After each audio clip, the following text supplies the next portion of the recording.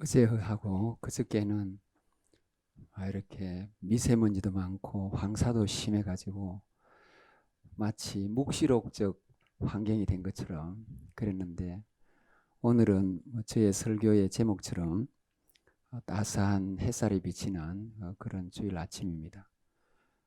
이 시간 우리를 예배의 자로 인도해 주신 우리 하나님께 모든 존귀와 영광을 올려드립니다.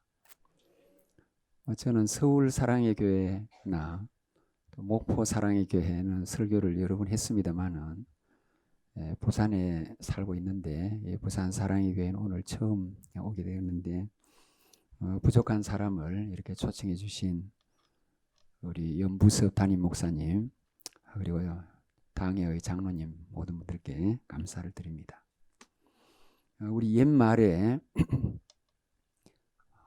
사람은 인생을 좀 짧고 굵게 살아야 된다, 이런 말을 하곤 했습니다. 우리 인간의 삶에 비유할 수 없지만 이 세상에 오신 우리 예수님이야말로 이 속담에 맞게 짧고 굵게 산 그런 생이었습니다. 예수님의 지상의 전 삶을 생각해도 33년에 불과하니까 인간으로 봐서는 요절에 해당되는 그런 짧은 단명한 삶이었고, 오늘날처럼 장수한 시대의 연령에 비하면 거의 한 3분의 1에 불과할 정도로 사신 삶입니다. 그 33년 세월 가운데서도 우리 예수님께서 공사역을 하신 기간은 우리 모두가 잘 아는 바대로 그것의 10분의 1에 해당되는 3년에 불과합니다. 자, 그러면 3년이라는 이 짧은 삶을 사시면서 도대체 우리 예수님께서는 어떤 일을 하고 사셨을까? 우리가 그런 관점에서 예수님의 생애를 소상히 기록한 복음서를 읽어보면, 우리 예수님은 제자들을 가르치시고 또 천국 복음을 전파하시고 병든 자와 약한 자를 고치셨다, 이렇게 말씀을 하고 있습니다.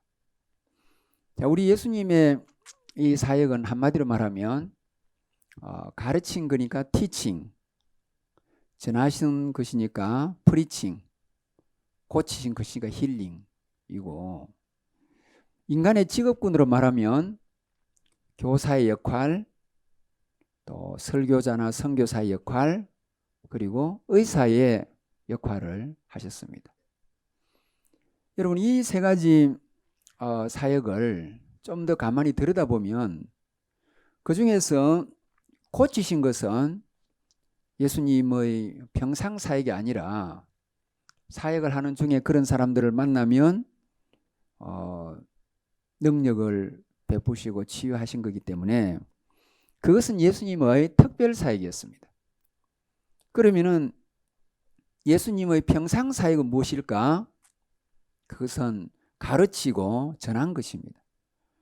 그래서 여러분이 복음서를 읽어보면 우리 예수님께서 가르치고 전한 내용이 많이 이렇게 내용을 점하고 있는데, 그럼 우리 예수님께서 누구를 가르치셨고 무엇을 가르치셨을까?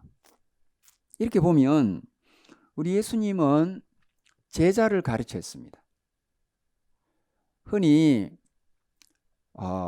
톨스토이 같은 러시아의 문호는 산상보훈은 기독교가 인류에게 던진 고차원의 윤리라고 말을 하는데, 산상보훈이 시작되는 마태복음 5장의 초두를 보면 이렇게 시작됩니다.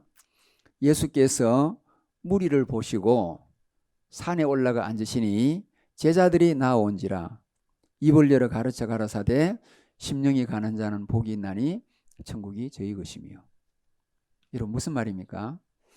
예수님께서 산 아래에 수많은 무리가 자기에게 오는 걸 보고 그들을 피하여 산으로 가시니까 무리는 따라오지 않고 제자들이 산으로 따라 올라와서 그들을 앉히시고 말씀하시기를, 자, 심령이 가난한 자는 복이 있다 라고 팔복을 말씀하시고, 그 제자들이 세상에서 어떻게 빛과 소금의 역할을 해야 될지, 기도하고 금식하고 구제할 때에 어떻게 하는 게 외식하지 않는 것인지, 그리고 세상에 살면서 의식주 문제에 걱정하는 것이 아니라 하나님의 나라와 그 의를 위해서 살아야 될 것을 말씀하신 겁니다.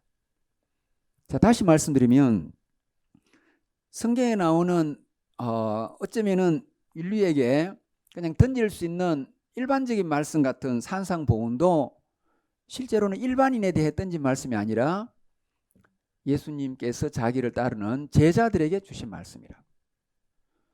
여러분, 예수님은 제자들을 가르치시고 그들에게 천국의 비밀, 천국의 복음을 때로는 쉬운 예를 통해서, 때로는 여러 가지 제자들의 눈에 보이는 백합화나 공유의 새를 통하여 예수님께서 다양한 방식으로 제자들에게 가르쳤습니다. 자, 그러니까 우리 예수님은 3년 동안 주로 뭐 하시냐 하면, 공사일을 시작할 적에 갈릴리 해변을 다니면서 제자를 부르셨고, 그리고 그들에게 천국 복음을 가르치셨고, 제자로서의 훈련을 시키셨고, 그리고 그 제자들과 동행하고 동숙하고 동거하면서 다양한 방식으로 훈련시키시고, 마지막에 그 제자를 세상에 파송하시면서 땅끝까지 내 증인이 되라 라고 하신 것입니다. 자, 예수님의 사역을 그 짧고 굵게 사신 생애를 한마디로 말하면 제자를 키우는 일이었고, 제자 훈련, 제자 사역이었습니다. 여러분, 이런 차원에서 오늘날 그 예수님의 사역을 본받고 사역하시는 우리 모든 지상의 목사님들, 그리고 교회들이 제자 훈련과 제자 사역을 하는 것은 잘 하는 일이고 예수님의 사역을 본받는 일이라고 해도 틀리지 않습니다. 자, 예수님의 입장에서는 이런데 제자들의 입장에서 어떻습니까? 당대에도 수많은 사람들이 이스라엘 땅에 살고 있었습니다. 근데 이 사람들은 특별히 자기들이 학식이 많은 것도 아니고 집안 배경이 좋은 것도 아니고, 아니면은 무슨 대회에서 우승한 경험이 있는 것도 아니라 그냥 어떻게 보면 감나 멀려들이요, 그래서 고기 잡는 어부요, 그냥 필부들입니다.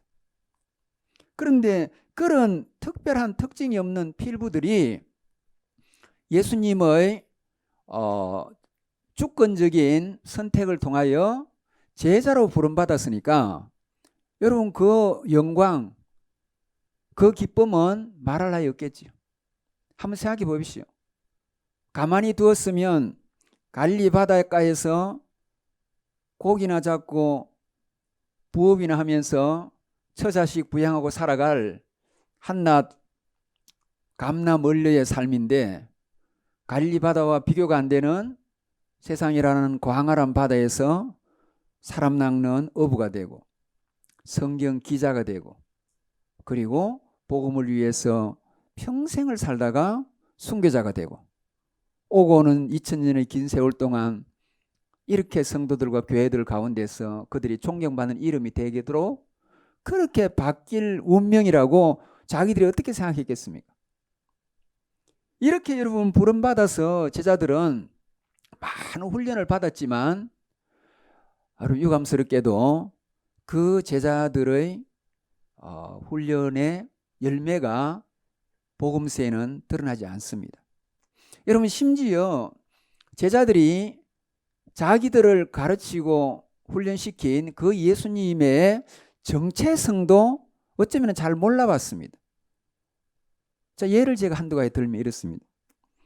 한 번은 갈릴리 호수를 건너는데 예수님은 피곤하셔서 주무시고 제자들은 뭐 자지 않고 담소하면서 아마 있었던 텐데, 갑자기 바람이 불고 그리고 파도가 치고 풍랑이 일면서 배가 좌초 직전의 위기까지 갔습니다. 큰일이다 싶어서 제자들이 주무시던 예수님을 깨웠습니다. 그러니까 예수님께서 바람을 꾸짖고 파도를 잔잔케 하시니까 그렇게 압도하던 파도와 정말 휩쓸어 갈 듯한 광풍이 갑자기 잠잠해지면서 평화가 찾아왔습니다. 여러분, 그때 제자들의 반응이 정말 우리가 이해가 안 됩니다. 뭐라고 말하냐 하면 자기들끼리 이 자가 누구길래 한마디 하니까 바람이 고요해지고 파도도 잠잠한가. 여러분, 그게 무슨 말입니까? 지금 예수님을 따라다니고 예수님의 그렇게 훈련받은 제자들이 하는 말이 예수님이 행하시는 이 자연을 지배하시는 그 압도하는 그 예수님의 신적인 능력을 두고 이분들은, 이 제자들은 이 자가 누구냐 이거지. 여러분, 그것을 볼 적에 어쩌면은 제자들은 자기를 찾아와서 따르라 하는 이분이 그 권위에 압도되어서 따라갔지만은 이분이 유명한 랍비쯤 되는지, 유명한 무슨 종교인인지, 아니면은 신비스러운 인물인지 모를 수 있었다고. 따라가긴 따라가는데. 여러분, 또 하나 예가 있습니다. 예수님에게 처음으로 이렇게 로비하면서 찾아온 사람이 야고보와 요한의 어머니입니다. 아마 치맛바람의 시초라고, 원조라고 할 수 있겠지요.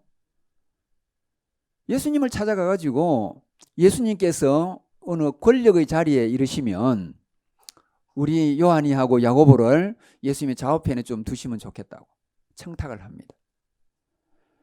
여러분, 예수님의 12제자 중에서 예수님이 유독 수제자처럼 데리고 다닌 제자가 1번은 베드로요, 그 다음은 야고보와 요한 3명인데 형제 2명이 예수님의 수제자급에 있는 그 어머니가 찾아와가지고 그걸로 만족하지 않고 권력에 오르면 예수님의 좌우편에 우리 아들 좀 두는 걸 기억해달라, 그렇게 청탁을 하죠.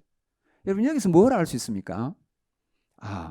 이 수제자의 가족들도, 부모들도 자기들이 따라다니는 저 예수라는 분이 언젠가 로마의 권력을 몰아내고 총독을 몰아내고 유대인의 소문처럼 왕이 되어가지고 왕의 자리에 올라갈 것이다.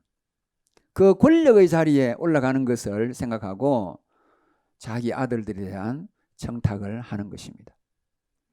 여러분, 그래서 이 제자들의 물론이고요, 그 가족들을 비롯한 주변 사람들이 예수님의 정체를 잘 모르는 상황에서 가이사랴 빌립보 지방에 이르렀을 때에 베드로가 마태복음 16장 16절에 주는 그리스도시요 살아계신 하나님의 아들이십니다 라고 고백을 하니까 우리 예수님의 정체성을 정확하게 알아본 거잖아요. 주님은 그리스도요, 하나님의 아들이다. 그러니까 우리 예수님이 너무 기뻐하시면서 그 베드로에게 교황청으로 말해서는 천국 열쇠를 준 것으로, 교황청이 열면 열리고 닫으면 닫히는 것처럼 교황이 그런 식으로 천국 열쇠를 주신다고 하셨고, 그리고 그 베드로를 칭찬하시는데 그때도 예수님이 뭐라고 하시냐면 베드로야, 이를 알게 하니는 하늘에 계신 아버지다. 네가 아는 거 아니다. 하나님이 알게 하시니까 네가 그걸 받아가지고 네가 고백은 네가 한 거지만은 그 깨달음을 준 거는 하나님이시다. 그렇게 이야기하는 거예요. 여러분, 이렇게 제자들은 예수님을 통하여 신적인 능력을 경험도 하고 예수님이 일으킨 이적도 보고 그리고 예수님께서 전하신 권위 있는 말씀도 듣고 다 했음에도 마지막 그 순간까지 그 예수님의 아이덴티티, 우리를 위해 십자가에 달들어 가신 이 땅에 오신 구세주요, 하나님의 아들이시요 하나님이라는 사실은 잘 모르고 있었던 것 같아요. 그리고 복음서의 가장 마지막인 요한계시록 끝에 가면 이 제자들이 위기를 만난 예수님을 떠나서 다 흩어집니다. 여러분, 예수님께서 군중을 대동하고 다니시면서 여성들이 종려나무 가지를 흔들면서 호산나라고 노래하고 수천 명이 예수님을 추종해 따라갈 때는 마치 자기들이 예수님의 경호 실장인 양 호위하고 다니면서 의시되고 폼을 잡았습니다. 여자들을 가까이 못 오게 하고 아이들을 멀리하게 하고, 그리고 마치 청와대의 경호실 직원들처럼 자기들이 획 둘러싸가지고 폼을 잡았다고요. 그러면서 심지어 칼까지 차고 있었습니다. 여러분, 성경에 보면 제 아들이 예수님이 이렇게 보고합니다. 주님, 우리에게 금이 2자루가 있나이다. 한 자루는 베드로가 찬 게 분명한데요. 나중에 말고의 길을 자른 거 보니까 한 자루는 누가 찼을까? 안드레가 찼는지 야고보가 찼는지 아니면 베드로가 허리 양쪽에 쌍칼로 찼는지 모릅니다. 그런데 여러분, 이상하지 않습니까? 예수님은 로마에 가치하고 반대되는 분이고 이 땅에 금을 폐하러 오신 분입니다. 칼로 사람을 위협하고 사람을 죽이는 당대의 가장 세상을 대표하는 팍스 로마나의 가치를 로마의 영웅주의, 로마의 군사주의, 로마의 무력주의, 그걸 파괴하러 오신 예수님이신데 왜 예수님을 따라다닌 제 아들이 거의 3년 내내 칼을 허리에 차고 돌아다녔을까? 여러분, 분명히 예수님을 베드로는 수혜자로서 예수님이 약하고 군중들이 둘러싸있고 언제 위해를 당할지 모르고 가끔 사두개인, 바리새인, 율법사들이 예수님에 대해서 공격적이니까 아마 수제자로서 예수님의 경호 실장처럼 지키려고 칼을 찾는지 모르겠습니다. 우리가 이해를 하려면은. 하여튼 그때는 그렇게 거드름을 피우고 온갖 폼을 잤던 그들이 이 예수님께서 이스라엘의 자기들의 기대처럼 권력의 자리에 올라가는 게 아니라 가장 비참한 죄인의 자리에 떨어져 가지고 고초를 당하고 매 맞고 가시관 쓰고 십자가를 지고 갈 때 이들은 모두 다 떨어져 버렸습니다. 여러분, 진짜 친구는 위기 때 찾아오는 게 진짜 친구입니다. 내가 돈이 있고 내가 성공하고 내가 권력의 자리에 있을 때 찾아오는 그 사람은 여러분 별 반갑지 않아요. 저희들 학교에 총장직을 했을 때 모르는 사람 가끔 오는데 갑자기 말을 놓고 어이 내가 중학교 동창이다. 근데 이게 이름을 말하는데 이름을 들어본 적이 없어요. 진짜 동창인지 아닌지 알 길이 없고 말을 놓고 해야 될런지 안다 해야 될런지 모른다 해야 될런지 만나자 해야 될런지 고등학교 동창이다. 모르겠어요. 누군지요. 그래서 어쩔 수 없이 미안한데 내가 기억도 잘 안 나고 그냥 또 일도 있어서 그렇다고. 왜 여러분 평상시 한 번도 연락 안 하다가 총장 그게 뭐라고 앉아있는데 그렇게 전화가 왜 옵니까? 아무런 용건도 없는데. 여러분, 진짜 좋은 사람, 좋은 친구는 내가 완전히 망했을 때, 병들어 죽어갈 때, 아니면 죽었을 때 그 찾아오는 게 진짜 친구라고요. 여러분, 욥이 동방의 여인답게 신앙으로 아름답게 살았지만 하나님이 복을 주셔가지고 정말 동방의 부자로, 자식 부자, 재산 부자, 신앙 부자로 아름답게 살았는데 갑자기 그에게 닥친 어려움을 통해서 아이들 죽었지요. 알거지가 되었지요. 몸에 병이 나가지고 잿더미에 앉아서 몸을 긁고 있는데 누가 찾아옵니까? 친구들이 3명이 찾아오는데 욥은 그럽니다. 너희가 아무리 나를 위로하려 해도 욥기서 보면 너희는 나를 번뇌케 하는 안위자다. 너희가 나 위로한다고 너희 말이 위로가 안 된다 라고 했지만 그래도 그런 욥을 찾아간 친구들이 있다는 것은 그에게는 감사한 일이요. 그런 와중에서 자기를 찾아온 친구가 있는 욥은 행복한 사나이였습니다. 위기 때는 다 달아난다고. 자, 예수님께서 민족의 군중의 스타가 될 때는 폼을 잡고 따라가던 제자들이 이제 예수님께서 비참한 죄인 중에 괴수로 전락하니까 제자들은 엠마오로 낙향을 했든지 아니면 갈리로 옛 직장 일터로 돌아가 버렸습니다. 그럼 여러분들이 요한은 있지 않았느냐 십자가 밑에. 꼭 그렇지 않습니다, 여러분요. 로마 교황청에서 고고학적 발굴 조사를 중세 때 했는데 예루살렘 시에 세베대 상점이라는 게 발견되었고요. 그리고 갈리 해변가에 세베대 상점이 발견되었어요. 그게 뭘 말하냐 하면 이 요한과 야고보 집안은 아까 어머니가 로비를 하는 걸 봐서 그거는 그냥 일자 무식한 시골의 촌노인이 아닙니다. 적어도 권력의 자리에 어떻게 가는지를 조금 아는 소위 산다는 것의 재주가 있는 여자라고요. 권력 맛을 본 사람입니다. 그 사람은 분명히. 그런데 해변가에 있던 그 집이 어떻게 권력의 줄을 닿았을까? 그 갈리에서 잡은 양질의 고기를 예루살렘의 상점을 통해서 총독부에, 제사장 집에, 그리고 이스라엘의 고위 지도자들 집에 납품을 했던 집이라는 게 분명합니다.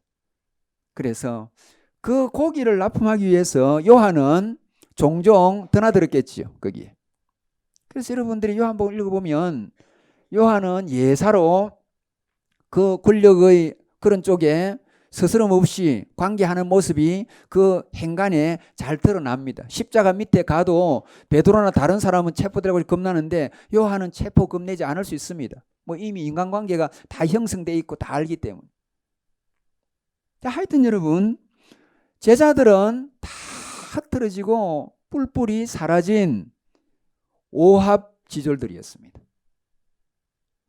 사실 우리가 예수님과 비슷한 시대, 조금 뭐 한 300년 앞선 시대에 살았던 철학자 소크라테스를 볼 수가 있는데, 소크라테스가 뭐 잘못한 거 없습니다. 그의 표현에 의하면 나는 돈에 눈이 멀고 명예와 권력에 눈이 먼 아테네 시민들에게 영혼의 눈을 뜨게 한 죄밖에 없다. 그 죄목으로 청년들을 일깨운 제목밖에 없는데 그걸로 청년을 선동했다고 고발을 당해서 억울하게 사형 언도를 받고 죽어갈 때 그의 제자들은 그를 빼내려고 했습니다.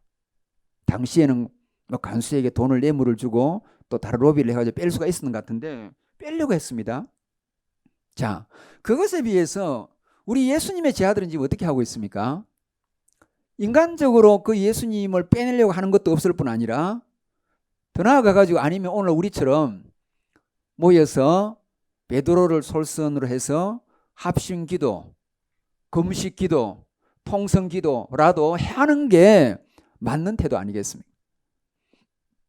어떠한 인간적인 노력도 통성기도도 없이 말씀드린 것처럼 다 흩어져 버렸습니다. 여러분, 이 장면을 보면 예수님의 3년 교육은 실패구나.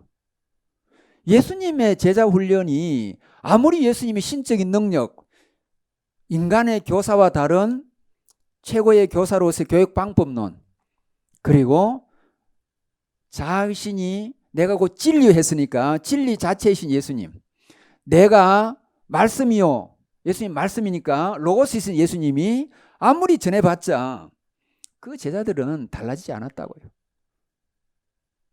예수님이 제자 훈련 시켜도 달라지지 않는데 오늘날 목사님들이 교회가 제자 훈련 한다고 달라질까요? 안 달라집니다. 제자 훈련의 치명적인 약점이랄까요? 문제점이 그게 있어요. 여러분, 시끄러운 교회들 중에 제자 훈련 받은 교회들이 제법 있습니다. 그러면 그 시끄러울 때 가장 시끄러운 목사님을 쫓아내고 교회를 시끄럽게 하는 장본인들은 제자 훈련 받은 사람 중에 가장 똑똑한 사람들, 세상적으로도 머리가 잘 돌아가고 학벌도 좋고, 그러니까 평상시 여러분 자기가 다 똑똑하다고 생각하는 판에 제자 훈련까지 받아놓으니까 이제는 영적으로 똑똑해서 목사님 설교도 따지보고 그리고 교회도 이래 가면 안 되고 온갖 제자 훈련 받아놓으니까 자기 생각이 이제 머리가 가득 차 있으니까 자기의 나름대로의 기준을 만들어 가지고 그 기준에 맞지 않은 목회자들, 그 기준에 맞지 않은 교회 모습은 막 난도질하고 그 사람들이 더 돌격부대로 교회에 설친다고요. 대부분 교회가 그래요. 여러분, 그게 제자 훈련의 잘못된 결과로 가끔 그렇게 나타납니다. 그럼 실제로 우리가 현상이 그런 게 보인다고요. 뭐가 문제일까? 여러분, 성경은 우리에게 이 원리를 보여줍니다. 복음서까지는 뿔뿔이 흩어지고 36개 주랭랑을 치던 그 제자들이 불과 2장을 딱 건너가면, 사도행전 2장으로 가면 오늘 우리 본문에 나오듯이 그 영적으로 어두운 추운 겨울을 맞이한 같은 그 제자들이 진짜 오늘 제 설교의 제목처럼 영적인 영혼의 봄날처럼 완전히 달라진다고요. 사람들이. 그게 여러분 2장뿐 아니라 기간으로 쳐도 불과 여러분 예수님 성천하고 바로 얼마 안 됐습니다. 바로 달라집니다. 제자들이. 왜 달라집니까? 이로부터 성령님의 역사가 강력히 임하니까 달라져요.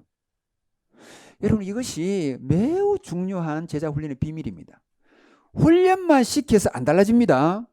반드시 그 이후에 성령님의 강력한 역사가 임해야 달라진다고요. 사가랴 말씀처럼 능으로도 힘으로도 달라지지 않고 오직 나의 신으로 되느니라. 성령님의 역사로 인간은 달라지는 겁니다, 여러분. 그럼 이제 우리가 의문을 가지길, 그러면 예수님의 제자 훈련도 무의미한 것이었고 오늘날의 목사님의 설교나 교회 제자 훈련도 무가치한 것인가? 아닙니다. 예수님의 훈련이나 교회의 제자 훈련과 말씀은 일종의 땔감을 준비하는 거예요. 땔감을 준비하는 거고, 그러나 이 땔감이 없으면 불이 붙을 데가 없겠지요. 땔감이 있어야 불이 붙고, 땔감이 잘 준비돼야, 많이 준비돼야 더 크게 불이 붙겠죠. 마찬가지입니다. 사도 바울이 왜 예수님의 제자로서 훈련을 3년간 하나도 안 배워도 왜 갑자기 다메섹 도상에서 헷가닥 사람이 달라져 가지고 왜 12제자보다 어쩌면 더 큰 역할, 로마를 완전히 복음화시키는 그 큰 역할을 왜 감당했습니까? 그는 하나님께서 비하인드 카드로, 히든 카드로 엄청나게 준비시키셨어요. 로마에 투입할 정도로 그에게 헬라의 철학의 지식, 유대인의 지식, 말하는 지혜, 그리고 그에게 변론하는 능력, 하나님께서 그에게 많은 훈련 과정을 받게 하셨다고요. 훈련시킨 겁니다, 여러분요. 아마 제자들의 3년보다 훈련을 더 훨씬 많이 받았을걸요. 여러분, 따라서 훈련이 받은 게 무가치한 게 아니라 땔감을 그만큼 준비하는 겁니다. 많이 준비할수록 잘 타는 겁니다. 큰 역할을 하는 겁니다. 그래야 불길이 세상을 확 뒤엎겠죠. 그러나 아무리 땔감을 준비해도 역으로 말하면 점화가 되지 않으면 의미가 없는 겁니다. 불이 붙어야 돼요. 불이 붙는 게 뭡니까? 그게 위에서 임하시는 성령님의 역사라고요.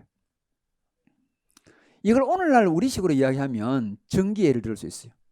오늘날 잘 사는 집, 좋은 집의 특징은 뭡니까?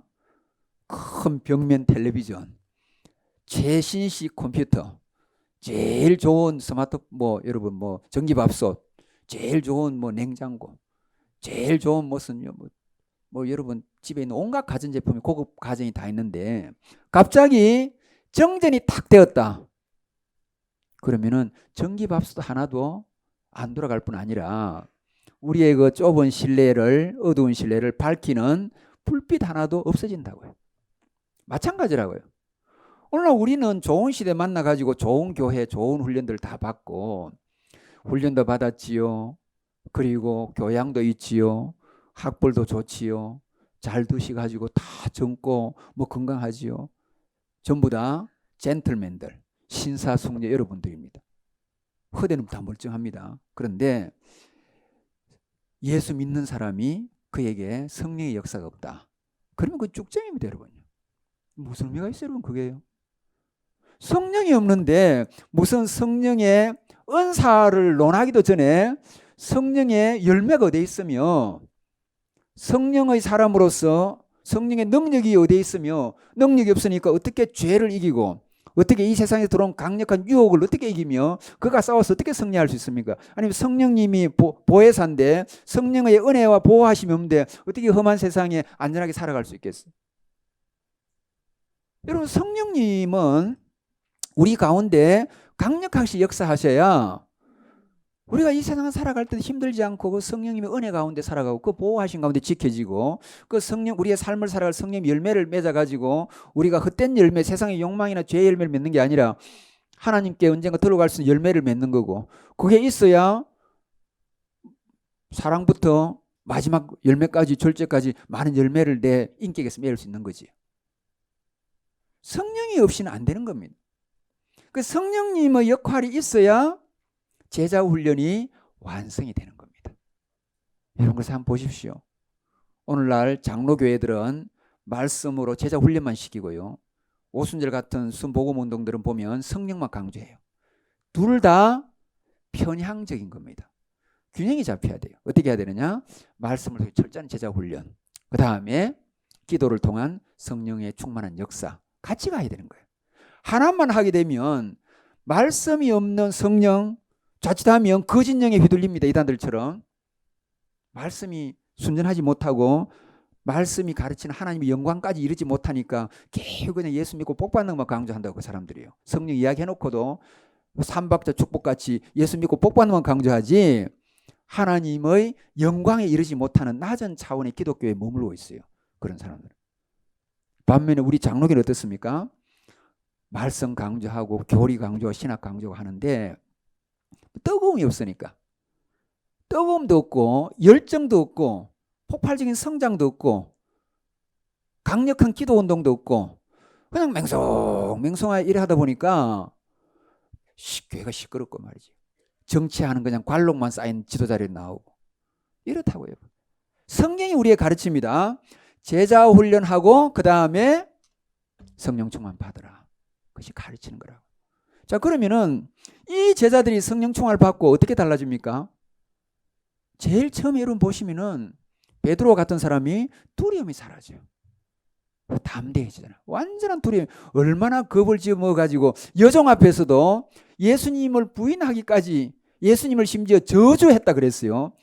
내하고 상관없다고 욕을 하고 36개 주랭랑을 치던 그 베드로가 불과 사도행전 2장에 가니까 이제는 예루살렘 대로에 나타나가지고 수많은 사람들에게 두려움 없이 섰습니다. 두려움 없는 겁니까?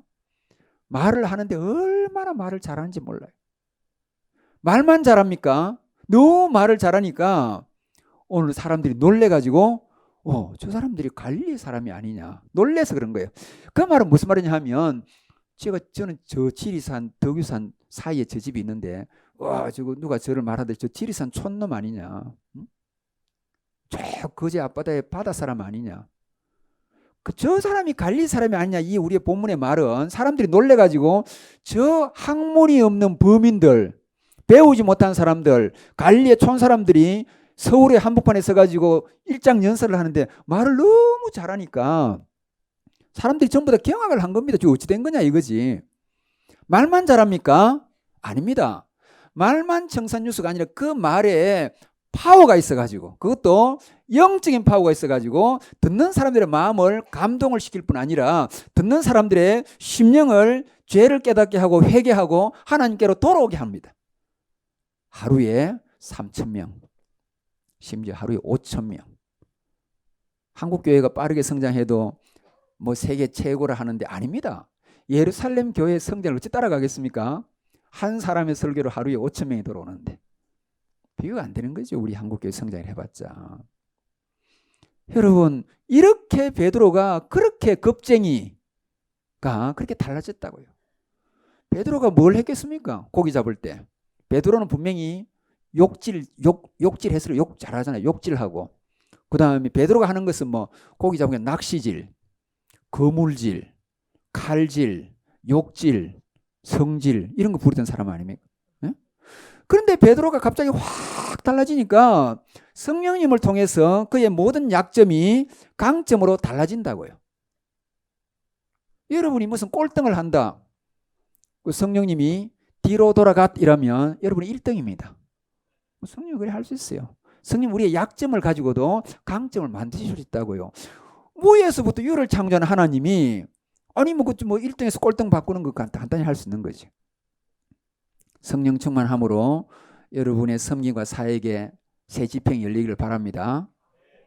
자, 여러분, 성령님이 임하시니까 베드로가 이렇게 달라질 뿐 아니라 말의 능력만 있는 거 아닙니다. 실제로 요한과 함께 예루살렘 성전 문에 늘 앉아 있고 구걸하던 선천성 장애우를 자꾸 일으키니까 그냥 이 사람은 구걸하기를 원했는데 구걸이 중요한 게 너에게 필요한 거는 이 자리에서 일어나는 거 아니냐. 자꾸 일으키니까 평생 일어나 보지 못하고 장애우로 남에게 손 벌리며 살아가던 그 불쌍한 인생이 갑자기 벌떡 일어나고 걷고 심지어 뛰기도 했다고요.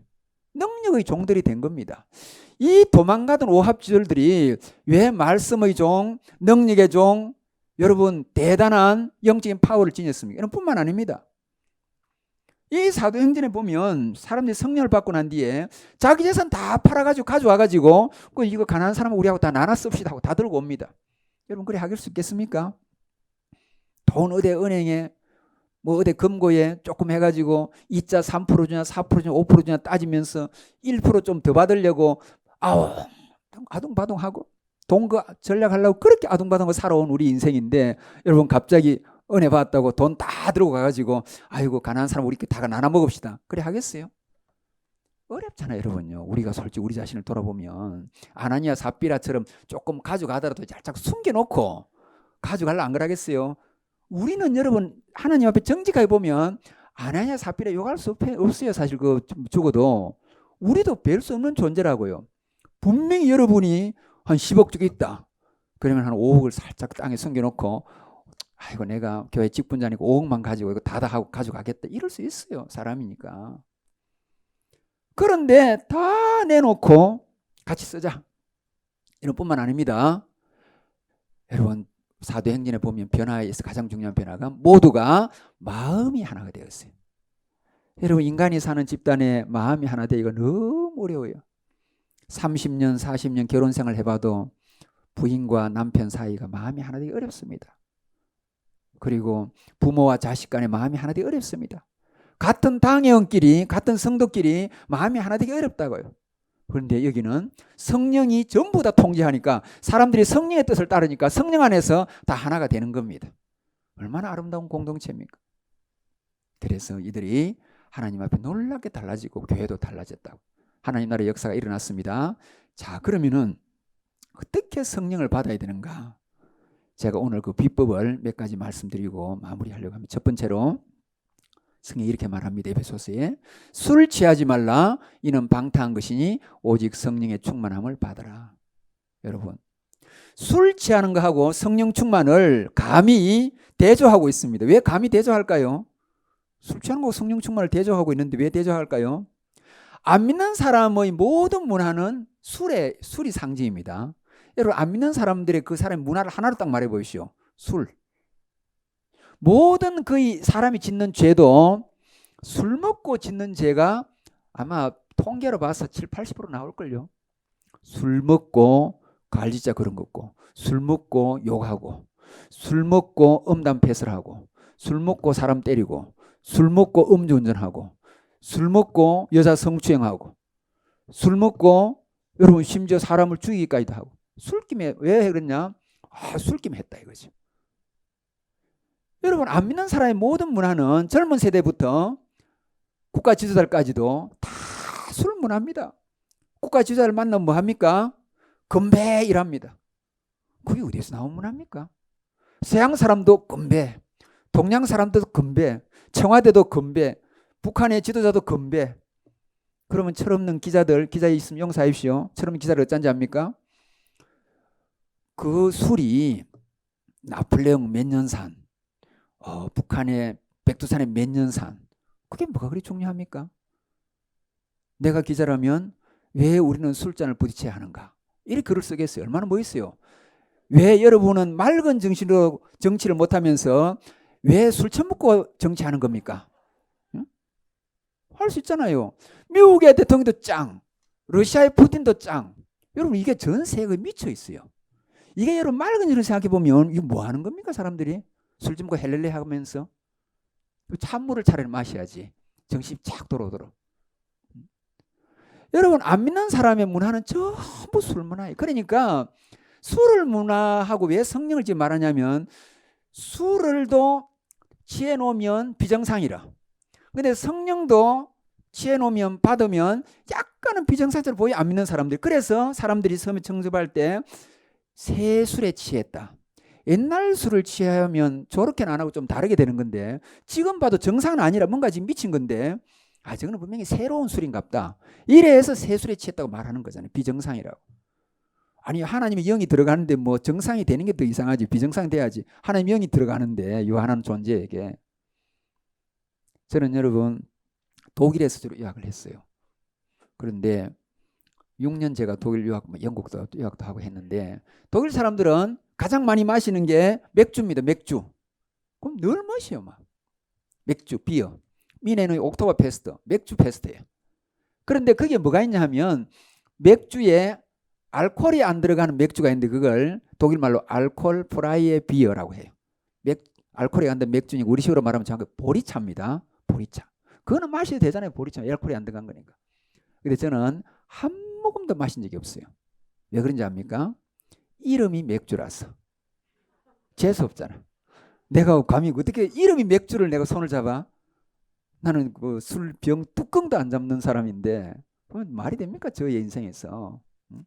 내가 어릴 때는 지켜봤지만은 나이 들면 왜 못 지킵니까? 나이 들면 더 지키기 쉽지. 이제 자율인이고 내가 하면 안 하면 되는 거니까 지금 더 지키기 쉽지. 어려서부터 더 지키기 쉬워요. 그런데 어릴 때 지켰던 것을 나이 든다고 왜 안 지켜야 됩니까? 저는 그러면 사람들이 당신 율법주의자 아니냐. 율법주의자란 그게 율법주의 아닙니다. 여러분 그건 정말 잘못 쓰는 겁니다. 율법주의자는 율법을 형식으로만 지키고 실제로는 안 지키면서 마음은 나쁜 짓 하는 그게 율법주의자고 하나님 앞에서 실수하지 않고 하나님 앞에서 죄인지 죄 아닌지 모르는 거는 혹시 또 죄인가 싶어서 안 하려고 노력하는 거 그건 귀한 일이지. 우리는 죄 아닌 거는 다 해도 된다고 생각하는 거거든요. 아닙니다. 죄 아닌 거는 다 해도 되는 게 아니라 선이 아닌 거는 다 안 해야 돼요. 그게 맞는 거예요, 여러분요. 그게 하나님이 더 적극적으로 사는 거지. 죄일 수 있잖아요. 그럼 여러분 독일 사람들 이럴 겁니다. 아, 술 취하지 말라고 했지 뭐 술 먹지 말라 했는가? 아닙니다, 여러분. 천만의 말씀. 그 성경을 잘못 읽은 거예요. 구약 읽어보십시오. 어떻게 나오냐면 너는 포도주가 잔에서 번쩍번쩍 거리며 내려가는 것을 쳐다보지도 말라. 옛날에도 잔에 유리잔에 번쩍 내려가니까 멋있다라고 생각했는 것 같아. 옛날 사람들이.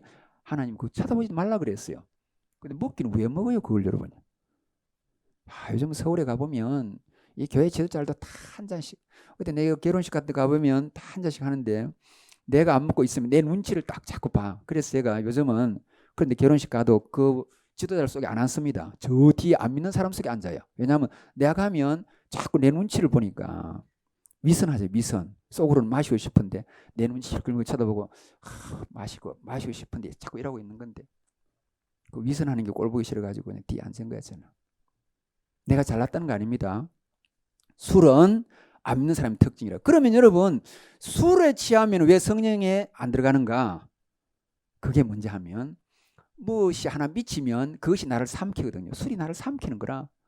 술만 취하는 문제 아닙니다. 여러분이 도박에 취해도 안 되고 노름에 취해도 안 되고 연속극에 취해도 안 되고 게임에 취해도 안 되고 골프에 취해도 안 되고 남자에 취해도 안 되고 여자에 취해도 안 되고 좌파 이데올로기에 취해도 안 되고 강화물에 흔들어 쌓는 그런 사람 우파 이데올로기에 취해도 안 되는 겁니다.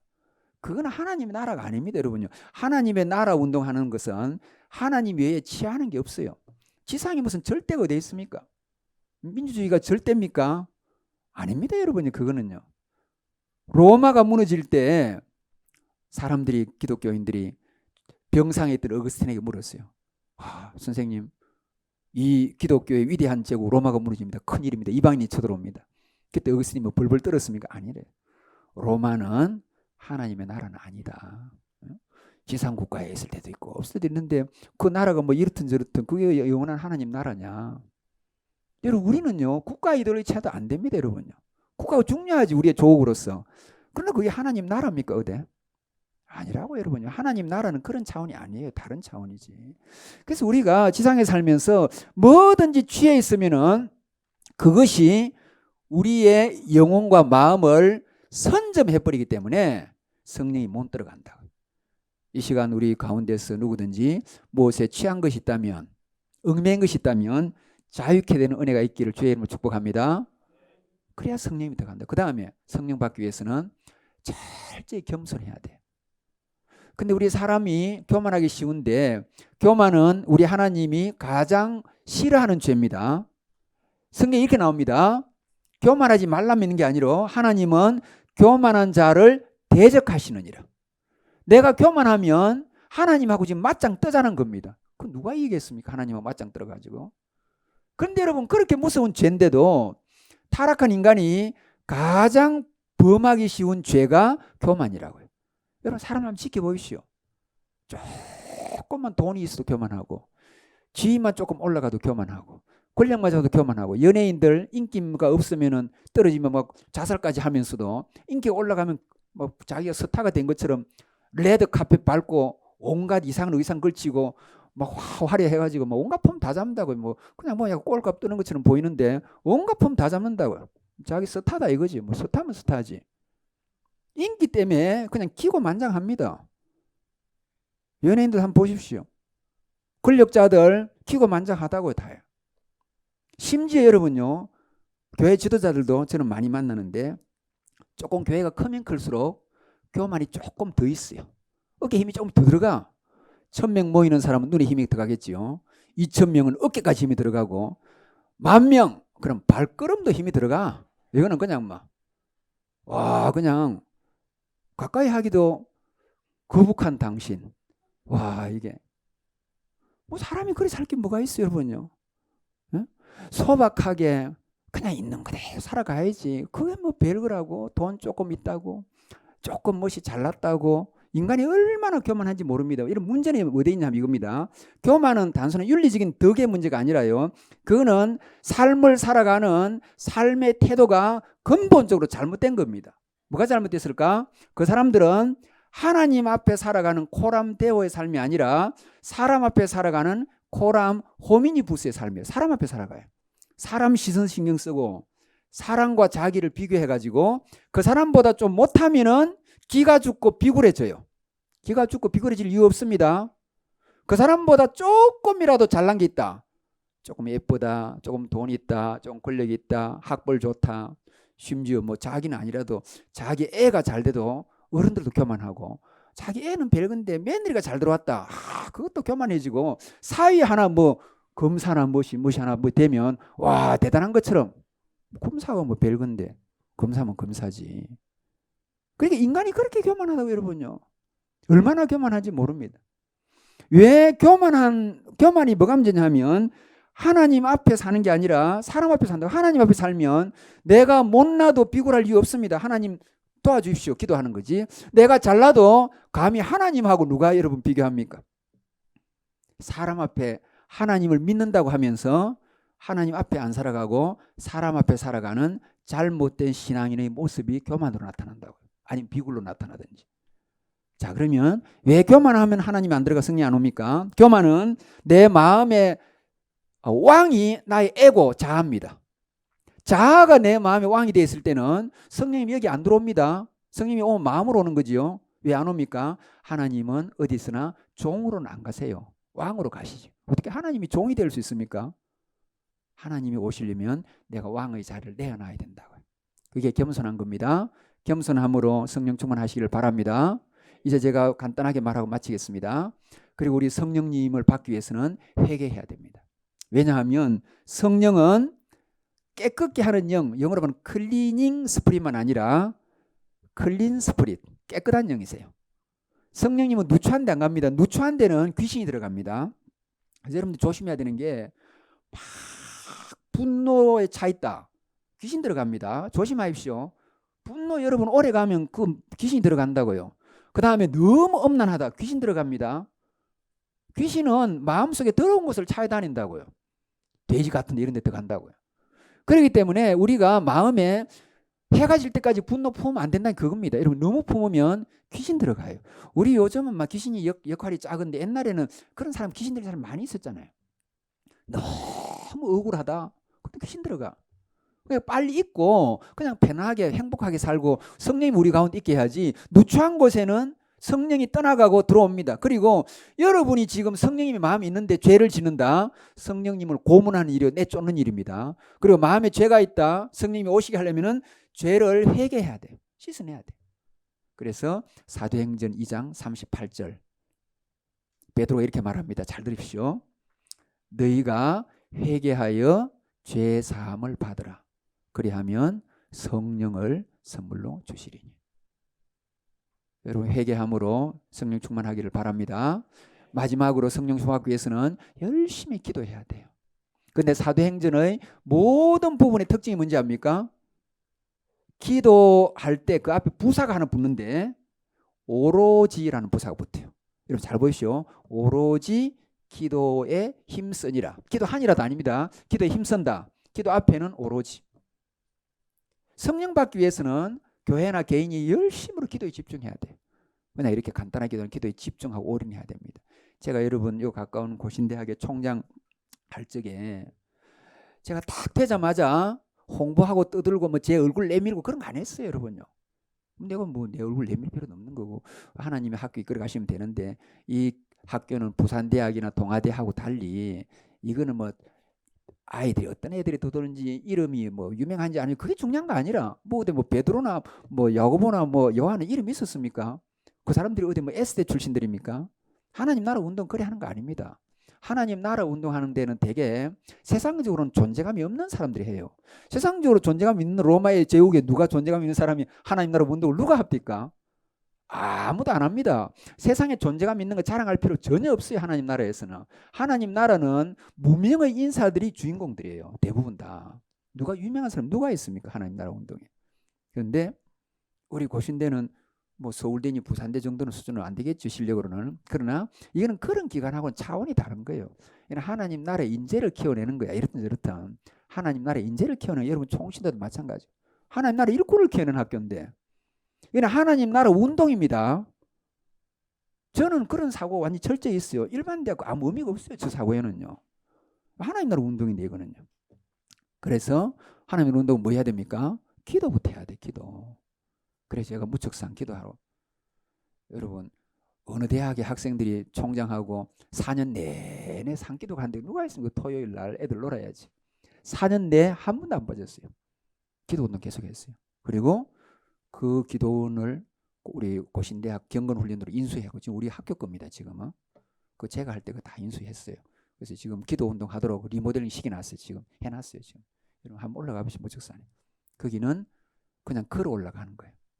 여러분 대한민국에 산 꼭대기에 호수가 있는 데는 어디밖에 세 군데밖에 없습니다. 가장 북쪽의 백두산 천지못 삼천리가 굽이고 흘러와가지고 바다로 일본의 후지산처럼 바다로 쑥 빠지는 게 아니고 일본은 바다로 싹 빠지는 형체잖아요. 근데 우리는 제일 꼭대기에 백두산 가장 밑에 내려가면 빠지는 것 같다 하다가도 한라산 두 번째 높은 산에 딱 솟아있는데 거기는 백록담 그리고 그 한가운데 사이에 김해 무척산에 큰 못이 있어요. 대한민국 산 꼭대기에 못이 있는 게 그 세 군데밖에 없습니다. 못이 뭐가 같습니까? 하늘을 향해서 입을 벌린 조선의 막사발 같잖아요. 이렇게 딱 하늘을 입을 벌리고 있잖아요. 이렇게. 왜 하늘에 입을 벌리고 있습니까? 여기에 은혜가 임해야 이 땅이 돌아가는 거예요.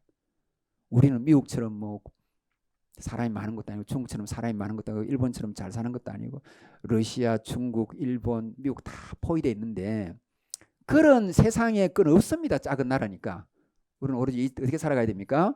위로부터 임하시는 하나님의 은혜가 이게 그릇에 이렇게 담겨야 이 땅이 하나님 앞에 아름답게 쓰임받을 수 있는 거라고요. 여러분 그래서 기도에 집중하는 그래서 성령 충만한 여러분 되시길 바랍니다. 자 말씀의 결론 내립니다. 우리가 그리스도인으로 살아가고 교회를 또 이렇게 우리가 여러분 아름답게 하시면은 성령님의 강력한 역사가 없이는 너무 힘들어요. 목회자들도 목회도 힘들고 성도들도 힘들고 신앙생활은 힘들고 그리고 늘 문제도 많이 생기고 피곤해요. 근데 성령님의 강력한 역사가 임하면은 완전히 달라집니다. 사도행 역사 보십시오. 성령 충만 받기 위해서 기도했고 성령 충만 받고 나서는 전도했어요. 성령 충만을 통해서 양도가 있습니다. 그래서 기도하고 전도하는 성령 충만한 교회 되시기를 주의 이름으로 축복합니다. 하나님 아버지 감사합니다. 오늘 우리가 거룩한 주일 우리 자신을 돌아보게 해주시고 우리가 제자로 훈련받았지만 온전하게 사역하지 못하고 또 이렇게 연약한 모습을 보이는 것이 기도하지 않으므로 성령 충만 받지 않음을 오늘 다시 한번 깨달았습니다. 우리 온 부산 사랑의 교회가 다시 한번 이 말씀을 명심하고 열심히 기도하고 회개하고 겸손하고 세상의 무엇에 취하지 아니하므로 성령 충만 받아서 본인들도 영적으로 살아나고 교회도 이 지역에 귀한 사명 감당하도록 부흥을 주시고 인도하여 주옵소서. 살아계신 예수님의 이름으로 감사하고 기도하옵나이다. 아멘.